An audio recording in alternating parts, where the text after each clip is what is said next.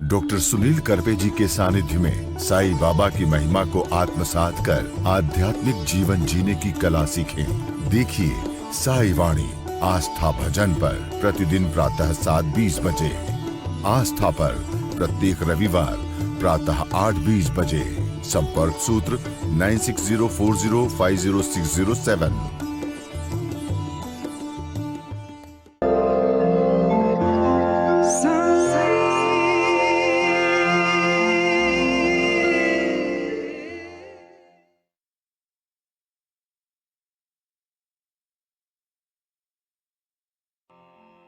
नमस्कार, साई वाणी में आप सबका स्वागत।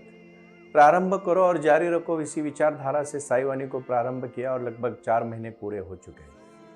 मैं बहुत विश्वास के साथ आप सबको कहना चाहता हूँ, भाई और बहनों, भगवद गीता का जो सार है, जो विचार है, साई बाबा ने साई चरित्र में अपने जीवन में जो अपना जीवन जिया है उसी के बारे में उन्होंने कहा है और उसका आज पहला चरण मैं आप सबके सामने पेश करना चाहता हूँ। इन दिनों कुछ ऐसी बातें हुई जो बहुत महत्वपूर्ण है और वो अपने जीवन से समर्पित करने के लिए है।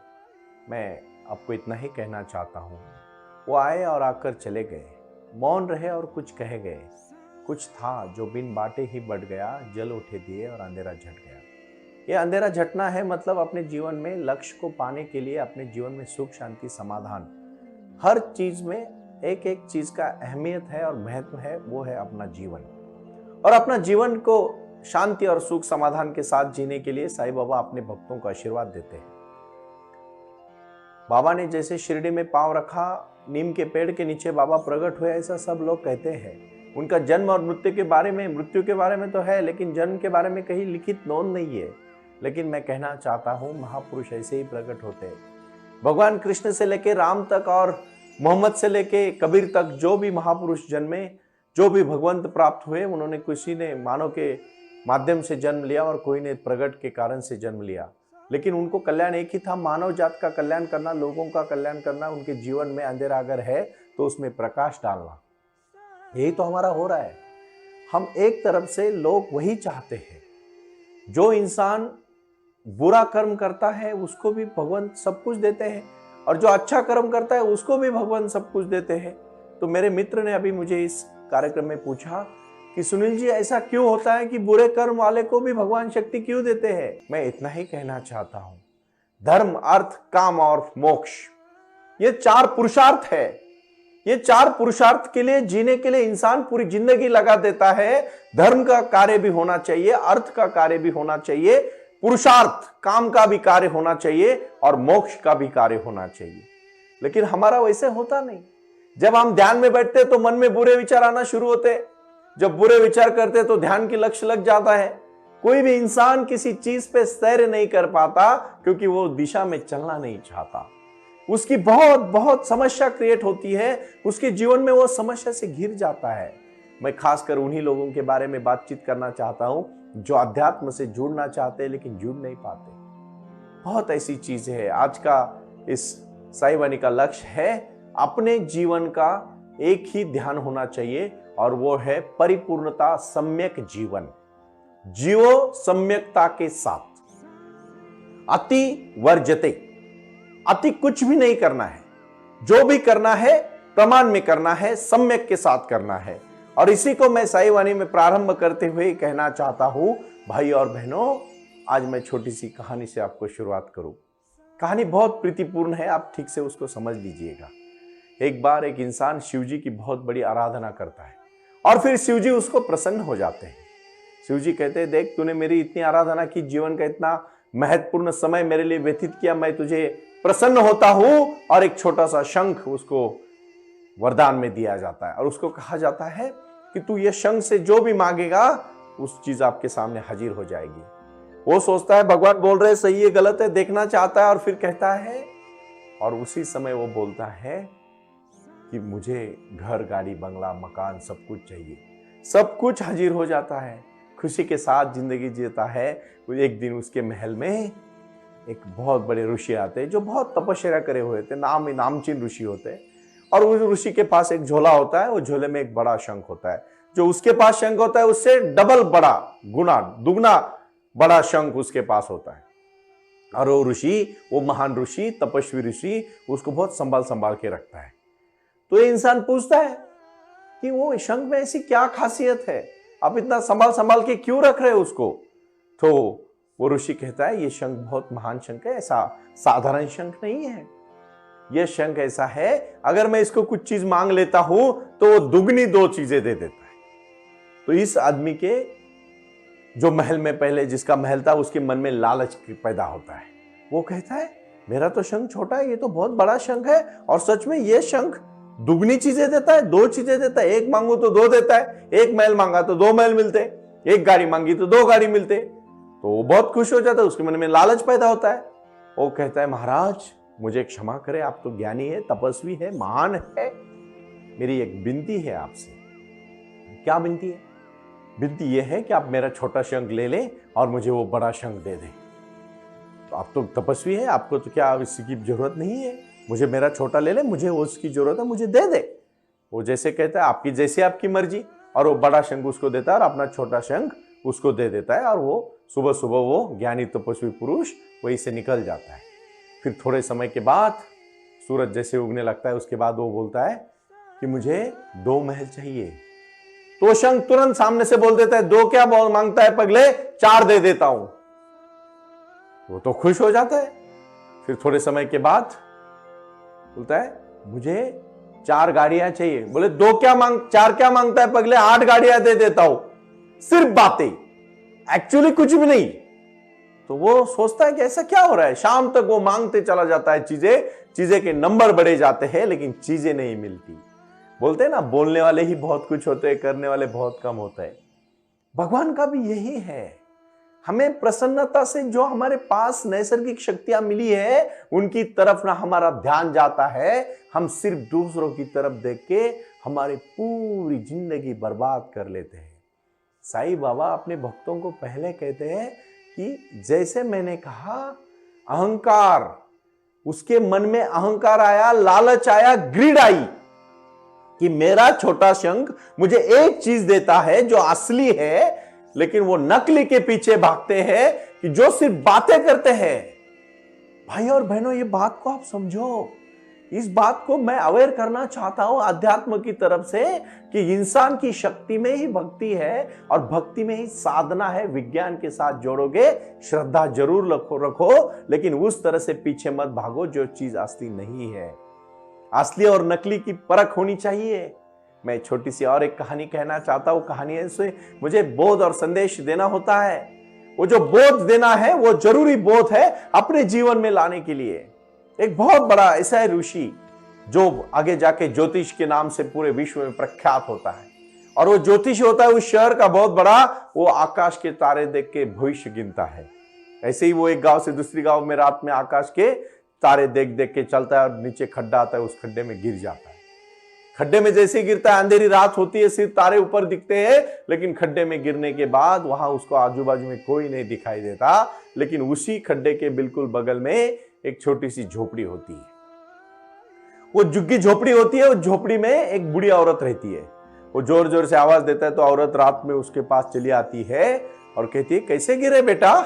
बोलता है मैं बहुत बड़ा ज्योतिषी हूं, मैं सबका भविष्य बनता हूं। आप मेरा नाम जान चुकी होगी, क्योंकि इस नगर की अगर है तो मेरा नाम तो जाने बगैर तो नहीं होगी। बहुत बड़े बड़े लोग मेरे पास अपना भविष्य देखने आते हैं। हे बूढ़ी औरत, हे माँ, तू मुझे ऊपर निकाल ले, मैं तेरा भविष्य फ्री में बता दूंगा।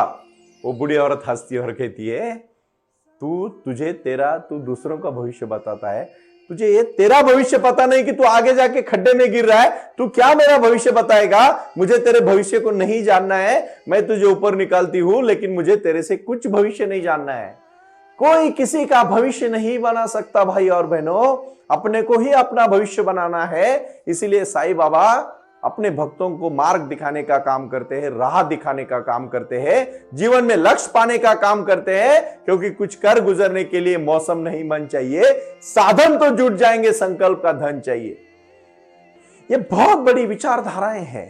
पहले इस विचारधाराओं को समझो, अच्छी तरह से परख लो, जान लो और फिर अपने कार्य को शुरू करो। मैं कहना चाहता हूं आज साई क्रिया अपने जीवन में क्रांति करेगी। साई क्रिया अपने जीवन में क्रांति तभी कर पाएगी जब जीवन में कुछ करने की क्षमता रखने की उनकी नौबत हो। एक चीज यहां मैं कहना चाहता हूं कि ये क्षमता गलत नौबत ना आए, कुछ गलतियां हमसे ना हुए, इसीलिए अपने को, अध्यात्म को खुली आंख खोल के देखना चाहिए, ताकि कुछ गलत मार्ग से जाने से हमें तकलीफें होती है। दूसरों का भविष्य बताने वाले खड्डे में नहीं गिरते। मैं इतना ही कहना चाहता हूं, अपने जीवन में अपने लक्ष्य को पाना अगर है तो अपने पे भरोसा रखो। सबसे पहला है धर्म, बहुत बड़ा है धर्म, और धर्म सबके लिए बहुत महत्वपूर्ण है। भाई और बहनों, जितने भी मजहब इस हिंदुस्तान में है, विश्व में है, वो अपने अपने कार्य के लिए बहुत ही महत्वपूर्ण है, क्योंकि बिना किसी विचारधारा के प्रति आदमी कभी आगे नहीं जा पाता। जो ऐसे ही जीता है ना, वो टूटी हुई पतंग जैसा होता है, कहीं भी उड़ जाता है। पतंग टूटी नहीं होनी चाहिए, उसकी डोर अपने हाथ में होनी चाहिए। जिंदगी की डोर भी अपने हाथ में होनी चाहिए, और जब अपने हाथ में वो डोर होती है, आपको कोई नहीं रोक सकता। जहां चाहे वहां आप पतंग उड़ा सकते हो। इसका मतलब है धर्म। अर्थ जरूर कमाओ। मैं इसके बारे में थोड़ा विस्तार से कहना चाहता हूं। गलत नीतियों से कभी मत कमाना, क्योंकि वो टिकता कभी नहीं है। आप चोरी करके पेट भर सकते हो, अमीर नहीं बन सकते। अगर जो अमीर बनेगा वो कभी गलत रास्ते से नहीं बनेगा, मेहनत करने से, पसीना बहाने से, और अपने जीवन में लक्ष्य को पाने के लिए वो चलेगा, तभी वो पहुंच जाएगा। इसी को कहते हैं विचारधारा, इसी को कहते हैं क्षमता। अर्थ कमाना ही चाहिए, क्योंकि उसी में ही एक पुरुषार्थ है, काम। काम का मतलब सिर्फ वासना के पीछे भागना नहीं है, अपना पुरुषार्थ को सिद्ध करना है। वो पुरुषार्थ सिद्ध करने के लिए अपने को लक्ष्य रखना पड़ेगा जीवन के प्रति, और वो लक्ष्य है अपने कार्य के प्रति आगे जाना। उसी को पाने के लिए हमें मेहनत करनी है। भाई और बहनों, इस बात को आप ठीक से समझो। और तीसरा है मोक्ष। मोक्ष कभी मिलता है? कुछ कुछ लोग जिंदगी में बहुत धर्म का पारायण करते हैं, बाद में वो अर्थ के पीछे इतना भागते कि उसमें अहंकार पैदा हो जाता है कि मैं इतना बड़ा हूं, इतना अमीर हूं, इतना बड़ा बड़ा काम कर रहा हूं। उसके पास इतना अहंकार आ जाता है, उसको शायद ये पता नहीं कि उसकी सांस जब बंद होगी तो सब कुछ वो यही छोड़ के जाने वाला है। लेकिन मैं आज कहना चाहता हूं, साई वाणी को जो इंसान सुनेगा वो सबसे महत्वपूर्ण होगा। हर चीज में लिमिट में करने की उसको आदत लगेगी। वो एक सक्सेसफुल और प्रगल्भ इंसान होगा, क्योंकि वो साईं बाबा ने आशीर्वाद दिया हुआ एक प्रगल्भ इंसान है, मैच्योर्ड इंसान है। और वो इंसान की निर्मित करना, इस देश को विकास के प्रति उनके जीवन में बदलाव लाना, उनका living of standard, life standard बदलना, और उनके जीवन में लक्ष्य तक पहुंचने के लिए सक्सेसफुल जीवन। कभी कभी बहुत अमीर लोग भी सुसाइड तक पहुंचते हैं। मैं आज खासकर सभी को विनती करना चाहता हूं कि ये गलत कदम अपनी जिंदगी में कोई भी ना उठाए, कोई भी ना उठाए, क्योंकि जिंदगी अपने कोई हाथ में नहीं है, भगवान ने दी हुए, भगवान देख लेंगे। चिंता किस बात की कर रहे हो? दुख आया तो मरना थोड़ी ना है, ये थोड़ी रास्ता है उसका। नहीं भाई और बहनों, इस बात को आप समझो कि जीवन में लक्ष्य को पाना है तो आपको चलना पड़ेगा। लक्ष्य को पाना है तो दौड़ना नहीं बल्कि चलना पड़ेगा। ना रुकना है ना दौड़ना है, सिर्फ चलना है। यही तो हमारे जीवन का लक्ष्य है। कुछ पाने के लिए अपने को मेहनत करनी पड़ेगी। तीसरा बहुत ही महत्वपूर्ण विषय है साई क्रिया। इस ध्यान के प्रति उठो। सांस पे ध्यान देना बहुत ही महत्वपूर्ण है। क्रिया के बारे में कहना इतना महत्वपूर्ण है कि ध्यान आपको अपने लक्ष्य तक पहुंचा लेगा, क्योंकि ध्यान करने वाला इंसान ही बहुत ही अपने चित्त पे एकाग्र हो सकता है, और यही एकाग्र हुआ चित्त उसको आखिरी तक पहुंचा सकता है। इसीलिए मैं इतना ही कहना चाहता हूं कि ध्यानी व्यक्ति ही जीवन में सक्सेसफुल व्यक्ति बन सकता है, क्योंकि ध्यान की शक्ति ही जीवन में सबसे ऊपर उठाने वाली शक्ति है। चौथा और बहुत ही महत्वपूर्ण है, साई क्रिया के बाद साई ध्यान के प्रति चलना। मतलब मन में एक भी विचार न आते हुए 1 घंटा उसी समय पे, उसी काम पे पूरी तरह से मन और शरीर, बुद्धि और विचार को एक तरफ लेके जाना। और उसको किस तरह से लेके जाना है, इसका मैं छोटा सा उदाहरण देना चाहता हूं। कुछ भी चीजें मुश्किल नहीं है अगर आप तन मन धन से करना चाहोगे। तन मतलब शरीर, मन मतलब मन और शरीर एक ही तरह पे लगना, और धन मतलब पूरी ताकत लगा के उसको बोलते हैं ना, आपने सुना होगा बहुत बार, अगर किसी चीज को इतना शिद्दत से चाहोगे ना तो पूरी कायनात आपको उसको मिलाने में लग जाती है। यस, सच है, बहुत सच है। भक्ति शक्ति के साथ होनी चाहिए, दृढ़ता के साथ होनी चाहिए, समर्पण के साथ होनी चाहिए, और उसी विचारधारा के प्रति होनी चाहिए कि जो वो चीज करते समय मन में एक भी द्विधा का विचार ना आए। ये बहुत महत्वपूर्ण बात मैं भाई और बहनों आज आपको कहने जा रहा हूं। आपको उठना है और लक्ष्य के प्रति चलना है। ये लक्ष्य आपको पाएगा तभी आप जिंदगी में कहीं पहुंच सकते हो, नहीं तो बैलगाड़ी को दोनों तरफ से बैल लगाओगे, बैलगाड़ी कहीं भी नहीं जा पाएगी। उसी प्रकार अगर जीवन में कुछ करना चाहते हो तो हर चीज में उसी प्रकार करो कि मोक्ष को प्राप्त करना है, मतलब अपने जीवन को सफल करना है। कुछ लोग आपने देखे हर धर्म में अति करने वालों का जो अंतिम पड़ाव है वो बहुत बुरा है।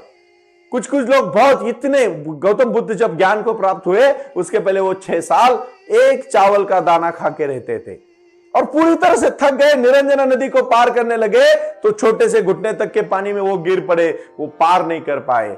वहां से जब एक औरत पेड़ को चढ़ाने के लिए, भगवान को चढ़ाने के लिए खीर लेके आई थी तो उसको लगा मैं पेड़ पे चढ़ाने से अच्छा है कि मैं इस सूखे इंसान को दे दूं, भूखे इंसान को दे दूं। और वो खीर खाने के बाद उनके शरीर में ताकत आ गई और उसी दिन उनको रात को ज्ञान प्राप्त हुआ। भाई और बहनों, किसी भी चीज का अतिरेक करना बहुत महत्वपूर्ण नहीं है। साईं बाबा अपने भक्तों को कहते हैं, आओ मेरे शरण में आओ, लेकिन 24 घंटा मेरा नाम स्मरण करो। लेकिन 24 घंटा भगवान के मंदिर में बैठने से कुछ भी नहीं होता। आत्मविश्वास ही सबसे बड़ी ताकत है। अंदर की आत्मविश्वास एक बार बढ़ जाता है, जिसका आत्मबल बड़ा होता है वो कभी नकारात्मक नहीं सोच सकता। उसके जीवन में कभी कोई बाधाएं नहीं आ सकती। बहुत सारे लोग मुझे फोन करके पूछते हैं, हमारे घर पे, हमारे जीवन पे, हमारे शरीर पे किसी ने कुछ किया है? अरे तूने ही किया है, तू तेरे जीवन का हकदार है। अगर अंगुलीमार का भगवान अंगुलीमार हो सकता है तो तू तो इतना बुरा इंसान नहीं है। जिंदगी में कुछ करने के लिए आपको सिर्फ बड़ा लक्ष्य होना चाहिए, अच्छी सोच होनी चाहिए, अच्छे विचार होने चाहिए और उसके ऊपर चलने के लिए आप अटूट होने चाहिए।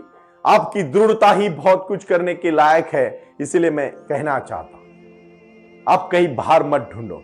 जो भी आपको करना है, साई वाणी सुनने के बाद साई ध्यान और साई क्रिया के बाद साई ध्यान करोगे, जीवन में